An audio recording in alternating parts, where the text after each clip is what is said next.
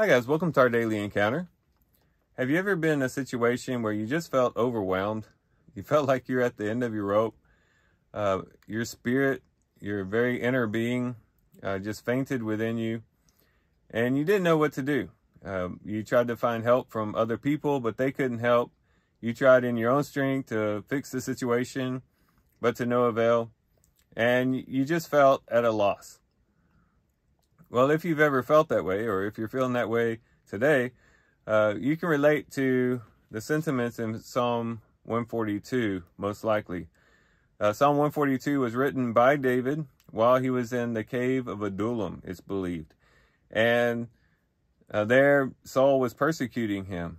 And Saul, too, was in a very dire situation, as is expressed in the psalm. And in verse 3, it says, when my spirit was overwhelmed within me, or perhaps more literally, when my spirit fainted within me. And he talks about, too, how human help wasn't there. In verse 4, he says, look to the right and see, for there is no one who regards me. There is no escape for me. No one cares for my soul. There is no one to rescue David, he felt, in this situation. And he himself didn't have the strength to help himself. In verse 6, give heed to my cry, for I am brought very low. Deliver me from my persecutors, for they are too strong for me. The persecutors, the people from Saul who were persecuting him, were too strong for him. He didn't feel like he could stand up against them. And so he couldn't find any help from other people. He had no means by which to help himself.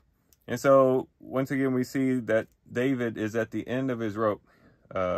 It's a very bad situation, a dire situation that he's in. But it's interesting how he responds to this. And he brings this situation to the Lord. In the first two verses, we see how it is that he brought his prayer to the Lord. For one, it says that he cried aloud to the Lord. In verse 1, I cry aloud with my voice to the Lord. Secondly, he made his request. It says, I make supplication with my voice to the Lord. And then thirdly, he complained about it. It says, I pour out my complaint before him. I declare my trouble before him. Not complaining in the irreverent way in which the children of Israel complained in the wilderness, but in a way in which he was bringing the situation to the Lord and showing the Lord what a dire situation it was. And in that sense, complaining to the Lord, being real about what he was experiencing to the Lord. And so we find here that he was able to bring this situation to the Lord through prayer, by crying out to the Lord, by bringing his supplications to the Lord, his requests to the Lord, and by really being honest about the situation and bringing his complaints before God. And this is something that can be a guide for us too when we find ourselves in similar situations. Sometimes we perhaps might feel a bit uncomfortable, maybe crying aloud to the Lord, lifting up our voice to the Lord, maybe in our car screaming out to the Lord. But David did that. He cried aloud to the Lord. He lifted up his voice and with a very loud voice brought his problem to the Lord. But he also made his supplication, his request. And when we're crying out to the Lord, we also should be bringing our problem to the Lord through requests for strength, for guidance, whatever it is that we feel that we need to get through the situation, not to shy away from actually requesting these things from the Lord. And then also being real about the situation. He complained before the Lord. He declared his trouble before the Lord. And we too should do the same. We shouldn't try to gloss over the situation or feel like, well, I can't speak that way because then it might reveal that I don't have enough faith or something like that. We might feel guilty for bringing our complaints to the Lord. The Lord already knows what we need before we ask him, and he already knows how dire the situation is, but he's waiting for us to bring that situation to him and to lay it down at his feet, to cast our burdens upon him. And this is one way that we do it. And so if we find ourselves in one of these dire situations, we should cry out to the Lord.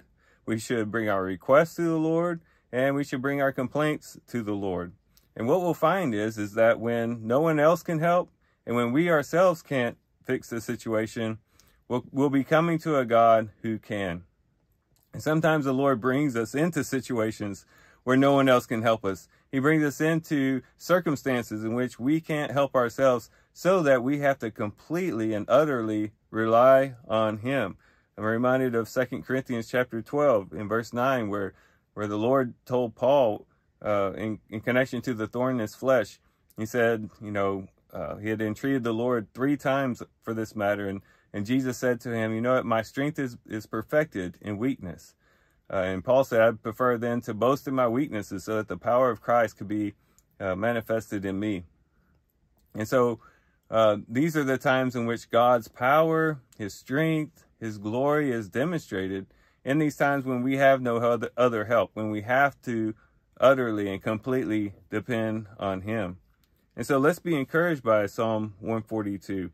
Let's be encouraged in those times of bleakness, those times when we're at the end of our rope.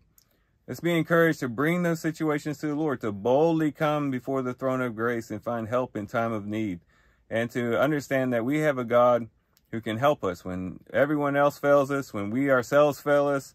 We have a God who's strong enough, who's powerful enough to get us through any situation.